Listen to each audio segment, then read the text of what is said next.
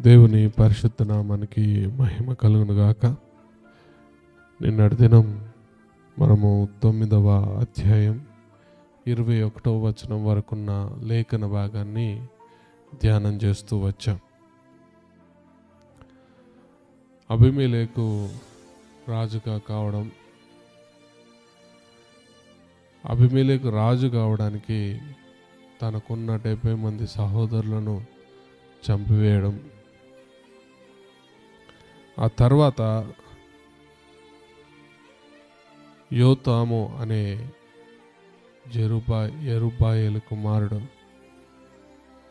అంటే గిద్యోను చివరి కుమారుడు తప్పించుకొని వారి గురించిన ఒక శాప వచనమును పలకడం మనం చూస్తాం.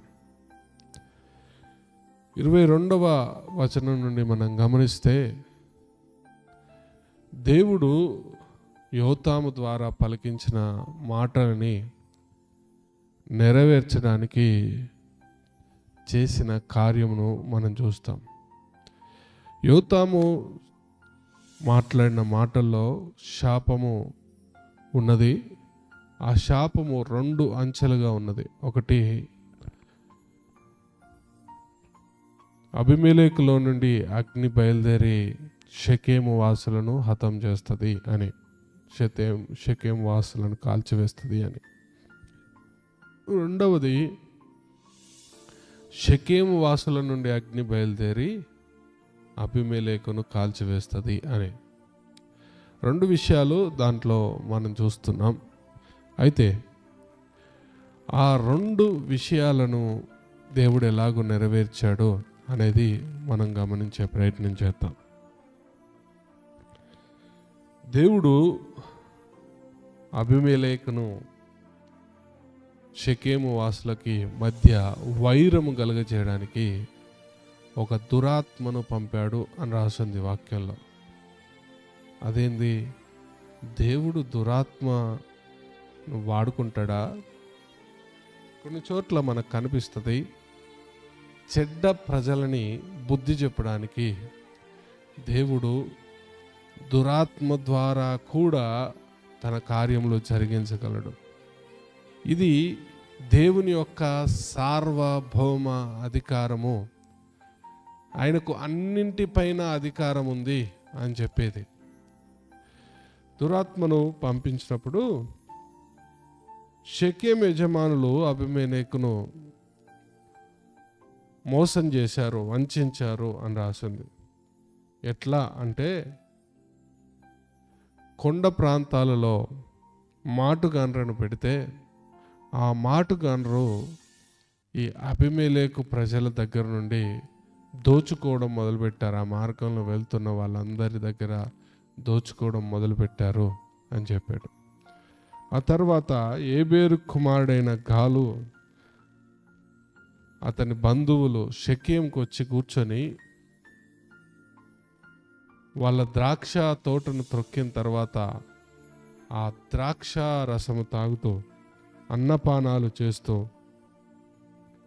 వాళ్ళు ఇలాగ మాట్లాడుకుంటున్నారు అబీమెలెకు గురించి. ఏబేరు కుమారుడైన గాలు ఇట్లా, నేను అబీమెలెకు ఏ పాటివాడు, షెకెము ఏ పాటివాడు, మనము అతనికి ఎందుకు దాసులం కావాలను? అతడు యెరుబ్బయలు కుమారుడు కాదా? జెబూలు అతని ఉద్యోగి కాడా? షెకెము తండ్రి అయిన హమోరు వారికి దాసులగుతామని గాని మనము అతనికి ఎందుకు దాసులు కావాలను? ఈ జనము నా చేతిలో ఉండిన ఎడల ఆహా, నేను అబీమెలెకును తొలగింతును కదా అనెను. తర్వాత అతడు అబీమెలెకుతో, నీ సేనను ఎక్కువ చేసి బయలుదేరి రమ్మనెను. ఆ పట్టణ ప్రధాని అయిన జెబూలు ఏబేరు కుమారుడైన గాలు మాటలను విని అతని కోపాగ్ని మండెను. అప్పుడు అతడు అబీమెలెకు నొద్దకు రహస్యముగా దూతలను పంపి, ఇదిగో, ఏబేరు కుమారుడైన గాలును అతని బంధువులను షెకెము వచ్చి ఉన్నారు. వారు నీ మీదికి ఈ పట్టణమును రేపుచున్నారు. కావున రాత్రి నీవును నీతో ఉన్న చెనులను లేచి పొలంలో మాటుగా నుండిరి. పొద్దున సూర్యుడు ఉదయింపుగానే నీవు త్వరగా లేచి పట్టణం మీద పడగా, అప్పుడు అతడును అతనితో కొన్న జనులు నీ వద్దకు బయలుదేరి వచ్చుచుండగా, నీవు సమయమును చూచి వారి ఎడల ప్రవర్తింపవచ్చునని వర్తమానము పంపాను. చూడండి, ఈ జబూలు సైలెంట్ కోకోలా. జబూలు అతని దాసుడు కాదా? ఇష్టం వచ్చినట్టు మాట్లాడాడు. గాలు నోటికి ఇష్టం వచ్చినట్టు మాట్లాడగానే జబూలు కోపం వచ్చి అబీమెలెకుకు వర్తమానం పంపించాడు. మీరు వచ్చి చుట్టూ పొలాల్లో మాటుగా ఉండండి, ఉదయం కాగానే వాళ్ళ మీద పడవచ్చు అని చెప్పాడు. అయితే ఉదయం అవుతున్నప్పుడు ఈ గాలు అనేట ఆయన పట్టణం గవిని దగ్గరికి వచ్చాడు. జబూలు చుట్టూ చూసి, అదిగో కొండ ప్రాంతాల నుంచి మనుషులు దిగుతున్నారు, నీ మీదకి యుద్ధానికి వస్తున్నారు అని చెప్తే, అప్పుడు గాలు భయపడ్డాడు.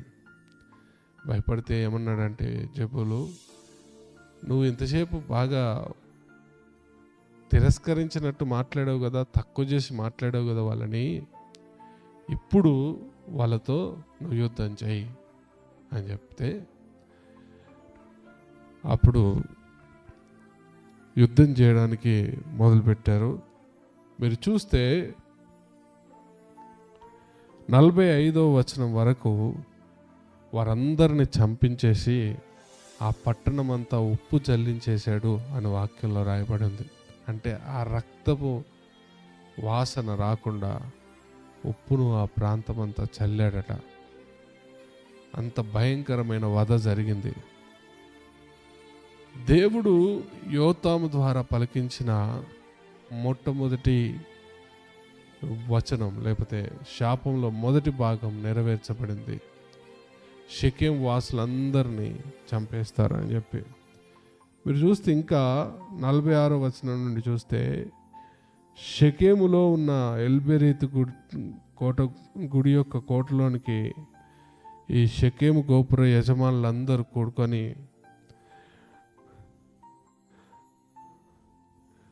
అక్కడ ఉన్నప్పుడు ఈయన ఏం చేశాడంటే, సల్మున్నా కొండకి వెళ్ళాడు. అబీమెలెకు ఆయనతో తన మనుషులందరిని తీసుకొని వెళ్ళి చెట్లను కొట్టి భుజాన పెట్టుకొని వస్తూ, నేను ఎలాగ చేస్తున్నానో మీరు కూడా అలాగే చేయండి అని చెప్పాడు. బయలుదేరారు. ఆ కర్రలన్నీ తీసుకొని వచ్చి ఆ కోట దగ్గర పెట్టి ఆ కోటను అగ్ని చేత కాల్చేశారు. ఆ కోటను కాల్చినప్పుడు దాదాపు అందులో చనిపోయిన మంది ఇంచుమించు 1000 మంది చచ్చారు అని రాసింది. 1000 మంది చచ్చిపోయారు అని రాసింది. తరువాత అబీమెలెకు తేబేసు అనే ప్రాంతానికి వెళ్ళాడు. దాన్ని పట్టుకున్నాడు. ఆ పట్టణం మధ్యలో ఒక గోపురం ఉంది. ఆ గోపురం దగ్గరికి వెళ్ళి దాన్ని పట్టుకునే ప్రయత్నం చేయడానికి వెళ్ళాడు. ఆ గోపురం దగ్గరికి వెళ్ళగానే వీడు మమ్మల్ని చంపడానికి వస్తున్నాడు అని చెప్పి ఒక స్త్రీ తిరగట్టి రాయి తీసి, ఇసురాయి అంటాం కదా, ఇసురాయి పైన పెద్దది ఉంటుంది ఇనుపది, అది తీసి ఆయన నెత్తి మీద పడేసింది. తలకాయ పగిలిపోయింది. చచ్చిపోయే పరిస్థితిలో కూడా అబీమెలెకు ప్రెస్టేజ్ కోసం చూస్తున్నాడు.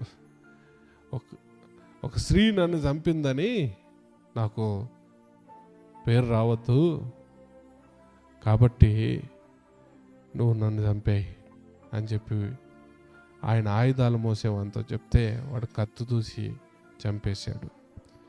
ఈ విధంగా దేవుడు ఏ మాటనైతే యోతాము ద్వారా పలికించాడో ఆ మాట యొక్క నెరవేర్పు జరిగిందని దేవుని వాక్యంలో మనం చదవగలుగుతాం. చూడండి 57వ వచనంలో,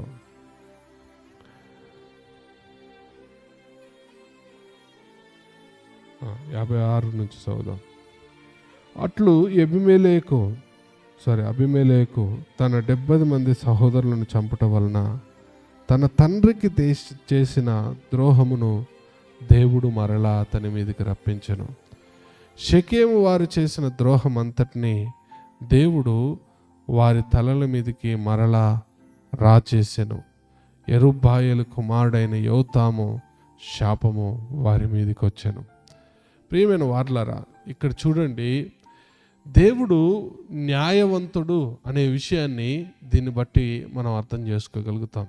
ఈ అధ్యాయం మొత్తం చదివినప్పుడు దేవుని యొక్క సార్వభౌమ అధికారం కనబడుతుంది. మొట్టమొదట్లో దేవుడు దురాత్మను వారి మీదకి రేపాడు, వారి మధ్యలోకి పంపించాడు అన్నప్పుడు దేవుడు ఎంత అధికారం కలిగినాడో, తన ఉద్దేశాలను నెరవేర్చడానికి ఎటువంటి సాధనమునైనా ఆయన వాడగలడు అనే విషయాన్ని మనం అర్థం చేసుకున్నాం.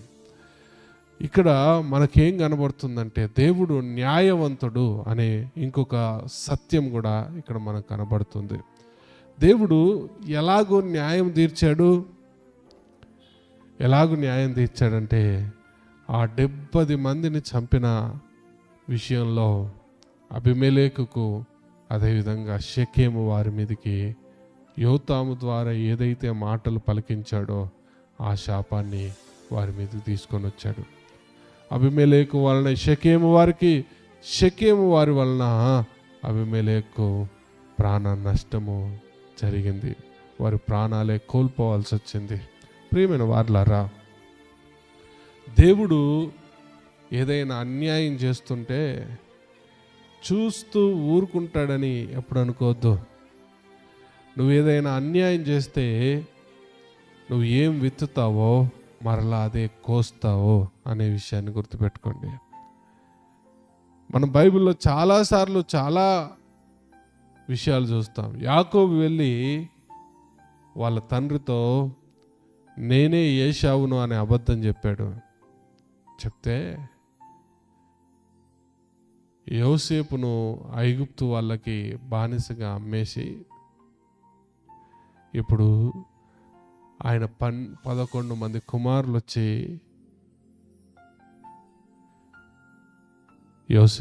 యోసేపు గురించి యాకోబు దగ్గర ఒక పెద్ద అబద్ధం చెప్పాడు. నీ కొడుకు చచ్చిపోయాడు, ఈ నిలువుటంగి చూడు, మేకను కోసి మేక రక్తంలో దాన్ని ముంచి తీసుకొని వచ్చి నీ కొడుకు చచ్చిపోయాడు,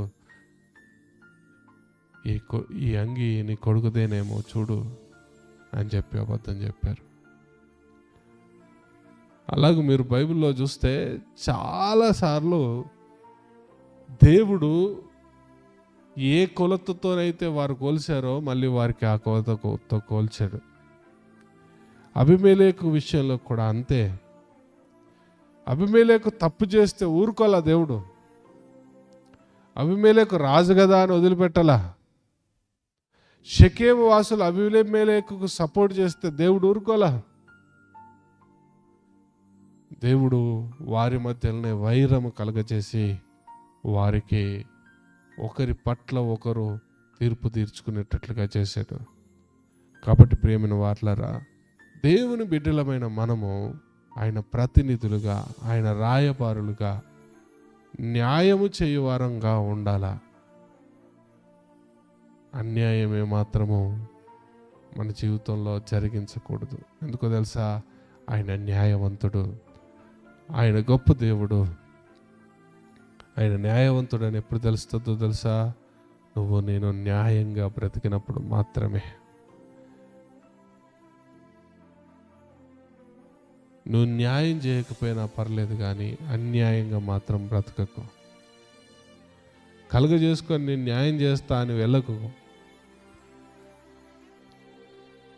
అంత మాత్రాన నువ్వు అన్యాయం మాత్రం చేయొద్దు అనేది దేవుని ప్రతినిధులుగా మనం గుర్తుంచుకోవాల్సిన మాట. దేవుడు సార్వభౌమ అధికారం కలిగిన వాడు, దేవుడు న్యాయవంతుడు. ఆయన పిల్లలుగా మనము అలాగూ జీవించాలని మీకు జ్ఞాపకం చేస్తూ ఈ మాటలు ముగిస్తున్నాను. అబీమెలెకు తప్పు చేశాడు, పాపం చేశాడు, తన సహోదరులందరిని చంపేశాడు. అయితే దేవుడు ఆ తీర్పు మరలా అబీమెలెకు మీదకి రప్పించాడు. యోతాము ద్వారా దేవుడు శపించి అదే తీర్పు మరలా అబీమెలెకు మీదకి, షెకెము మీదకి తీసుకొని వచ్చాడు. తలలు వంచుతాం, ప్రార్థన చేద్దాం. ఒకవేళ మన జీవితంలో ఇంతవరకు ఏ విషయంలోనైనా తప్పిపోయి ఉంటే, ఏ విషయంలోనైనా పడిపోయి ఉంటే, ఏ విషయంలోనైనా దేవునికి వ్యతిరేకంగా బ్రతుకుంటే, ప్రభువా మమ్మల్ని క్షమించండి అని ప్రార్థన చేద్దాం. ప్రభువు మనల్ని క్షమించి తన కుమారులుగా స్వీకరిస్తాడు. తద్వారా మనము దేవుని యొక్క న్యాయ తీర్పుకు గురి కాకుండా ఉంటాం. మనల్ని మనం విమర్శించుకుంటే తీర్పులోకి రామని వాక్యం సెలవిస్తుంది కదా. అలాగూ మనం ఉండి ప్రభు పాదాల చెంత అడుగుదాం, ప్రార్థన చేద్దాం.